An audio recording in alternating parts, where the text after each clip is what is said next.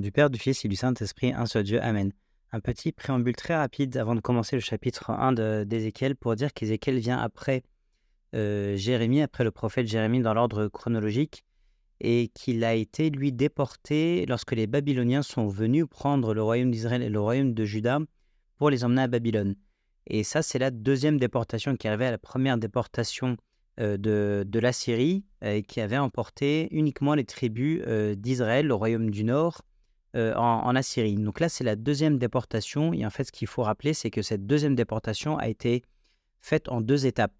Il y a eu d'abord les Babyloniens qui sont venus prendre les hommes forts, les gens qui étaient pas trop âgés, pour les emmener dans une première déportation, dans une première partie du peuple qui a été emmenée à Babylone. Et ensuite, il va y avoir une deuxième déportation dans cette deuxième grande déportation qui est faite par les Babyloniens. Donc, ça va être en deux parties. Et en fait, Daniel et Ézéchiel, ils vont être pris lors de cette première partie de déportation. Et Jérémie, lui, va être resté à Jérusalem, parce qu'il était très âgé. Donc, les Babyloniens vont faire ça en deux étapes. Ézéchiel va être là-bas avec Daniel à rappeler au peuple qu'il faut qu'ils se repentent et que s'ils ne se repentent pas, Dieu va continuer la correction et que le reste du peuple va se faire déporter. Et Jérémie, lui, en parallèle, il disait exactement la même chose à ceux qui étaient restés à Jérusalem pour leur demander de se repentir, pour que cette deuxième déportation s'arrête, cette deuxième grande déportation s'arrête.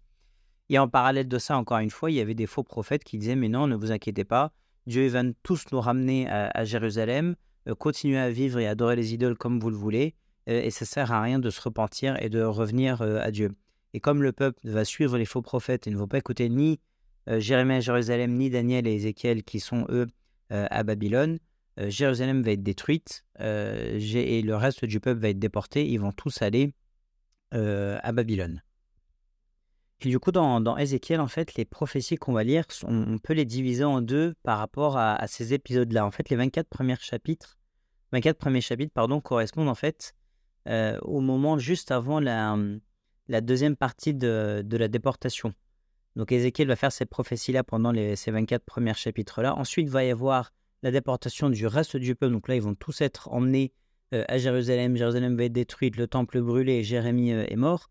Et à partir du chapitre 25, on va lire d'autres prophéties qui correspondent à cette deuxième partie de l'histoire, en fait. Et le ton des chapitres à partir de 25 va être un peu différent, en fait.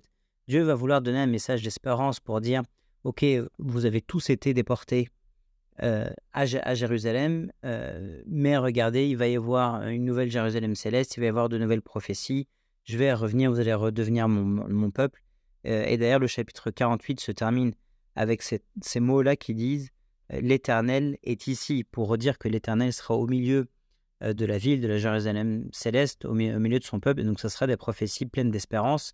Et donc, c'est pour redonner un peu d'espérance pour ce peuple qui sera entièrement déporté à Babylone.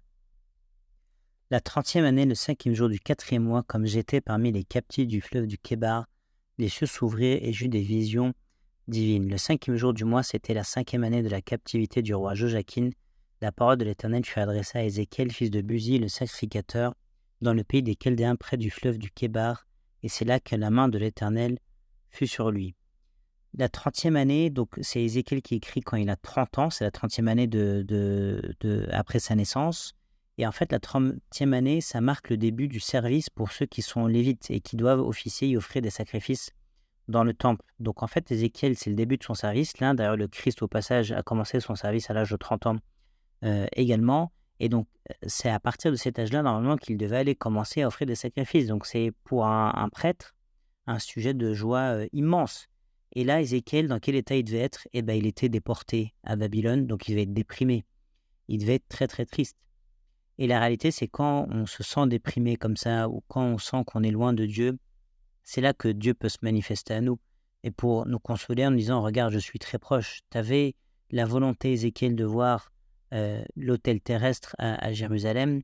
Eh bien, je vais te montrer l'autel céleste, je vais te montrer les cieux. Et Dieu nous donne ces consolations-là quand on en a besoin. Et c'est ce qu'il donne à Ézéchiel ici. Les cieux s'ouvrirent et j'eus des visions divines. C'est ça qu'il a vu. Il a eu la chance de voir ces visions-là. Des visions divines, on va le voir ensuite. Des visions sur le trône de Dieu qui est assis sur les 4 êtres vivants, on va la voir juste après. Et c'est des visions qui sont très proches de celles de Saint Jean qui a écrit l'Évangile et qui a écrit l'Apocalypse. Et de la même façon, Saint Jean il était exilé à Patmos quand il a écrit l'Apocalypse et Dieu, le Christ, pour le consoler, lui a donné des visions et de voir en fait le ciel ouvert de la même façon et d'écrire l'Apocalypse. Et d'ailleurs, on va voir que c'est évidemment très similaire et on va comparer les deux. Mais voilà, donc Saint Jean était aussi exilé quand il a eu sa vision. Donc là, au début de ce livre d'Ézéchiel, donc on voit c'est à quelle époque. Donc c'est la 30e année d'Ézéchiel. On sait que c'est la 5e année du roi Joachim. On sait qui est l'écrivain. Au verset 3, il est écrit que c'est Ézéchiel et on sait où est-ce qu'il est. Il est dans le pays des Chaldéens, donc en déportation à Babylone. Et la main de l'Éternel fut sur lui. C'est comme une consécration en fait. La main de Dieu, c'est la main de Dieu littéralement qui est sur lui pour le consacrer, pour lui dire de prophétiser. Et ça veut dire que Ézéchiel, ce que Dieu lui dit de faire, il va le faire en fait. Et c'est la consécration totale de la vie d'Ézéchiel pour Dieu. Et c'est ça que ça veut dire. Je regardais et voici, il vint du septentrion un vent impétueux, une grosse nuée et une gerbe de feu qui répandait de tous côtés une lumière éclatante au centre de laquelle brillait comme de l'airain poli sortant du milieu du feu. Et en fait, vous savez, un vent impétueux, une grosse nuée, une gerbe de feu, ces trois choses-là, en fait, symbolisent la présence de Dieu. Un vent impétueux, c'est ce qui s'est passé en fait le jour de la Pentecôte, avant que les langues de feu descendent sur eux. C'est ce qui s'est passé également avant qu'Élie soit enlevé. Il y a plein d'exemples en fait dans la Bible qui montrent que ce vent impétueux là précédait en fait une apparition ou une présence de Dieu en fait. La grosse nuée, ça nous fait penser au moment de l'Exode, quand il y avait cette grosse nuée entre le ciel et la terre et qui guidait le peuple d'Israël sortant d'Égypte pour aller vers la terre promise, et c'était symbole de la présence de Dieu. C'était la présence de Dieu, plus que le symbole, c'était la présence de Dieu parmi son peuple. Et une gerbe de feu, le feu également, le feu qui purifie, c'est la présence de Dieu, qui répandait de tous côtés une lumière éclatante au centre de laquelle brillait comme de l'airain poli. Et l'airain ou le fer, vous savez, qui quand on brûle, peut être amené à une température très, très élevée, sans être en fait affecté, et ben ça symbolise l'incarnation du Christ, en fait, le Christ qui est pleinement humain, qui est pleinement divin, et donc cette divinité qui n'a pas brûlé en fait cette humanité. Et donc le Christ avait ces deux traits, ces deux natures, ces deux caractéristiques. Il était pleinement humain et pleinement divin. Et il est une seule nature, évidemment. Il est la nature du Fils de Dieu incarné. Et ces terrains impoliques qu'on est en train de lire ici, c'est symbole de l'hypostase du Fils ou de l'incarnation du Christ. Donc on va voir en fait tout de suite ici que Ézéchiel il est en train de voir en fait donc l'arche divin avec l'hypostase du Fils et les 4 êtres vivants qui sont en dessous. Au centre encore apparaissaient 4 animaux, et dans une version plus précise, ces 4 êtres vivants, dont l'aspect avait une ressemblance humaine. Chacun d'eux avait 4 faces et chacun avait 4 ailes. Et là, on peut faire le rapprochement évidemment avec Saint Jean-Baptiste, et vous allez me dire, Saint Jean, pas Saint Jean-Baptiste, dans l'Apocalypse, lui voyait qu'ils avaient 6 ailes. 2 ailes pour voler, 2 ailes pour se couvrir le visage et 2 ailes pour se couvrir les pieds. Et en fait, ils avaient quand ils étaient devant le trône de Dieu, ils se couvraient le visage avec les ailes, et Saint Jean voit ça parce qu'ils sont devant le trône de Dieu, en train de se prosterner devant lui. Là, Ézéchiel, il est en train de voir donc ces 4 êtres vivants exactement de la même façon, et il voit l'arche qui est posée au-dessus d'eux, en fait. Donc, il ne voit pas les 2 ailes du dessus, parce que l'arche de Dieu, en fait, est posée dessus. Donc, il les voit.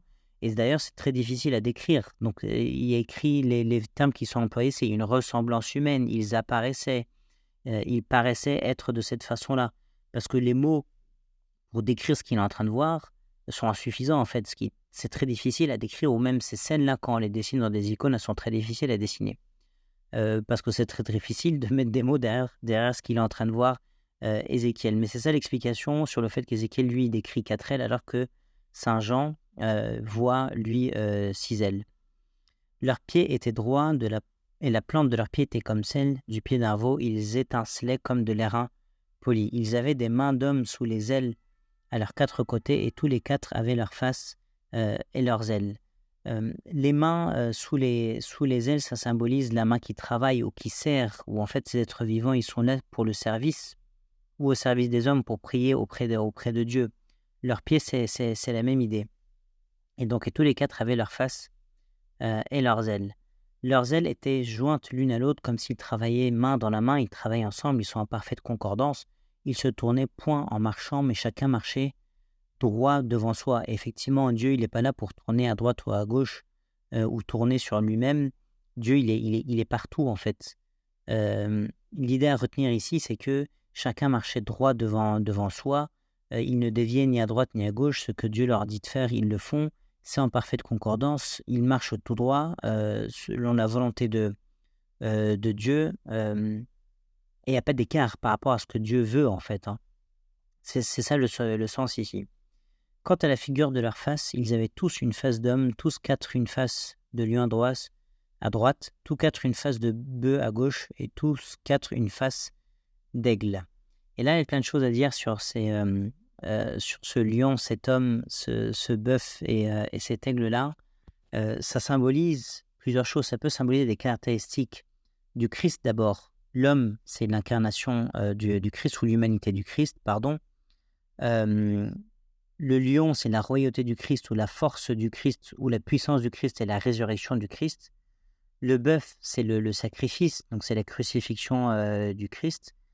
Et l'aigle, c'est celui qui est élevé au ciel, donc ça représente la divinité du Christ. Ou ça représente 4 étapes dans la vie du Christ. L'homme, c'est l'incarnation, sa naissance. Le lion, la résurrection, comme on vient de dire. Le bœuf, la crucifixion, comme on l'a dit aussi. Et l'aigle, l'ascension. Ça représente ces choses-là. Ça représente aussi les 4 évangélistes. Pourquoi ? Parce que l'homme, ça représente l'évangile de Saint Matthieu. Parce que Saint Matthieu a insisté sur l'humanité du Christ, avec la généalogie au début, par exemple. Le lion, c'est Saint Marc qui, comme il parlait ou il écrivait aux Romains, a insisté sur le fait que le Christ était puissant, sur la puissance du Christ. Le bœuf, c'est Saint Luc, parce que Saint Luc a parlé du sacrifice du Christ ou du service du Christ ou au fait qu'il est au service des hommes, comme le bœuf, il est au service où il travaille. Et l'aigle, c'est Saint Jean, parce que l'aigle, c'est la divinité, et Saint Jean a beaucoup parlé de la divinité du Christ.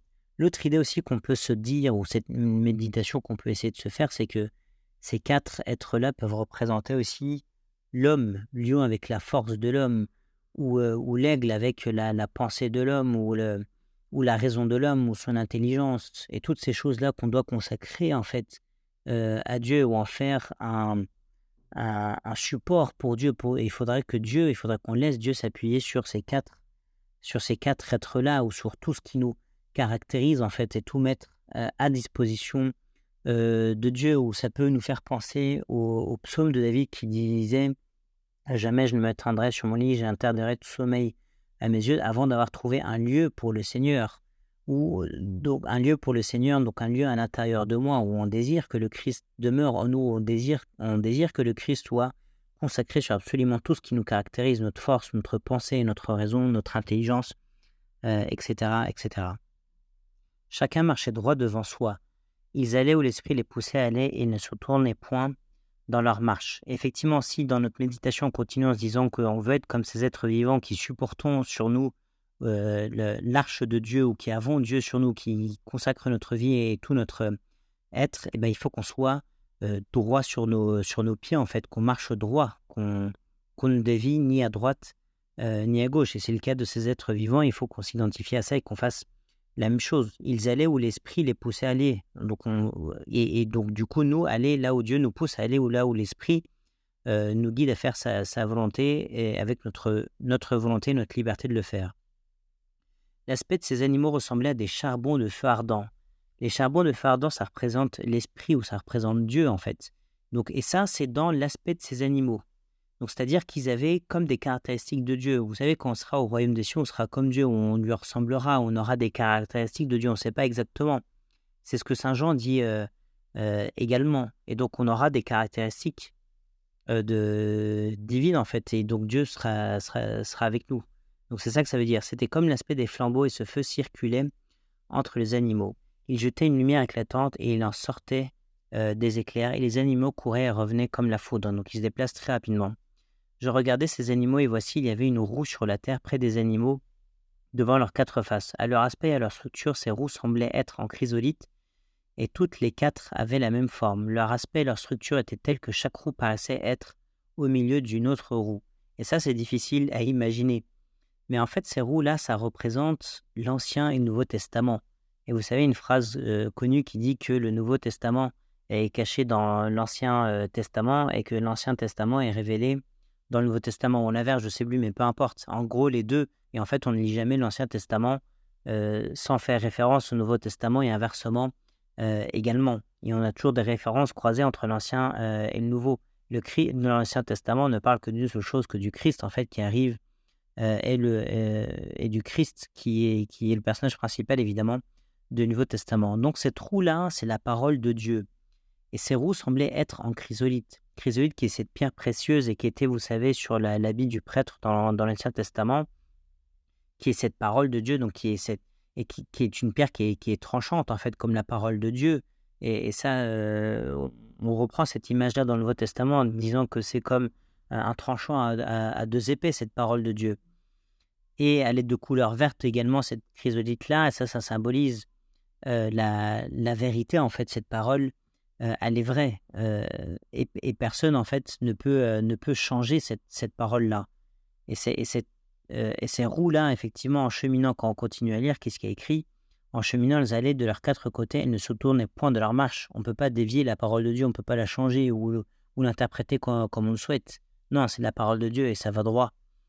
Elles avaient une circonférence et une hauteur effrayante. À leur circonférence, les quatre roues étaient remplies Dieu tout autour. Effectivement, cette parole de Dieu, quand tu la lis, tu la connais bien, et ben elle t'illumine ton esprit, elle te donne une connaissance profonde des choses et de Dieu. Quand les animaux marchaient, les roues cheminaient à côté d'eux, et quand les animaux s'élevaient de terre, les roues s'élevaient aussi. Effectivement, ta façon à toi de t'élever, c'est bien d'être bien en connaissance de cette parole de Dieu. Ces roues-là sont sur la terre. Effectivement, nous, sur terre, nous avons cette parole de Dieu, cet Ancien et ce Nouveau Testament. Et on a cette capacité de le lire et pour qu'il nous illumine et qu'il illumine nos pensées et augmente notre connaissance. Et c'est qu'en lisant, en fait, cette parole de Dieu qu'on peut s'élever, en fait. C'est ça qui nous permet de nous élever. Ils allaient où l'Esprit les poussait à aller. Ça, c'est possible que si on a donc cette parole de Dieu, cette roue, et les roues s'élevaient avec eux, car l'esprit des animaux était dans les roues. L'esprit de Dieu, évidemment, il est dans cette parole, dans la parole de Dieu. Quand il marchait, elle marchait. Quand il s'arrêtait, elle s'arrêtait. Quand il s'élevait de terre, les roues s'élevaient avec eux, car l'esprit des animaux était dans les roues. Au-dessus des têtes des animaux, il y avait comme un ciel de cristal resplendissant qui s'étendait sur leurs têtes dans le haut. Sous ce ciel, leurs ailes étaient droites l'une contre l'autre, et ils en avaient chacun d'eux qui les couvrait, leur corps. Et ça, on en a parlé déjà avant. Et ensuite, on va voir, j'entendis le bruit de leurs ailes quand ils marchaient, pareil au bruit de grosses eaux, ou à la voix du Tout-Puissant. C'était un bruit tumultueux comme celui d'une armée. Quand ils s'arrêtaient, ils laissaient tomber leurs ailes. Et donc, on va entendre parler de la voix du Tout-Puissant, qui est comparée à des voix, au bruit de grosses eaux. L'eau, ça purifie. C'est la parole de Dieu. La voix du Tout-Puissant, elle purifie. Elle est puissante, comme les grosses eaux, comme les grandes vagues. Elle est puissante, elle purifie. C'est ça les caractéristiques de la voix de Dieu. À la voix du Tout-Puissant. C'est un bruit tumultueux comme celui d'une armée. Quand ils s'arrêtaient, ils laissaient tomber leurs ailes. Et il se faisait un bruit qui partait du ciel étendu sur leur tête. Lorsqu'ils s'arrêtaient, ils laissaient tomber leurs ailes. Au-dessus du ciel qui était sur leur tête, il y avait quelque chose de semblable à une pierre de saphir en forme de trône. Et sur cette forme de trône apparaissait comme une figure d'homme, c'est l'hypostase du Fils, le Dieu incarné, placé dessus en haut. Je vis encore comme de l'air impoli, symbole de l'incarnation, comme du feu, au-dedans duquel était cet homme et qui rayonnait tout autour. Et ça, c'est très intéressant parce que le feu qui représente la divinité du Christ, évidemment, au-dedans duquel était cet homme, donc la nature du Christ, évidemment, il est pleinement divin, et ça n'a pas empêché que cette divinité, elle reste tout autour aussi, qu'elle reste au ciel. Donc la divinité était bien dans la nature du Christ, et elle était aussi au ciel. Elle était partout. Dieu, cette divinité-là. Depuis la forme de ses reins jusqu'en haut et depuis la forme de ses reins jusqu'en bas, je vis comme du feu et comme une lumière éclatante dont il était environné. Tel l'aspect de l'arc qui est dans la nue en un jour de pluie, ainsi était l'aspect de cette lumière éclatante qui l'entourait. C'était une image de la gloire de l'Éternel, donc c'est l'hypostase du Fils encore une fois. À cette vue, je tombais sur ma face. Il réagit exactement de la même façon que Saint Jean. Et j'ai entendu la voix de quelqu'un qui parlait et on va voir ensuite quel est le message de Dieu et gloire à Dieu éternellement. Amen.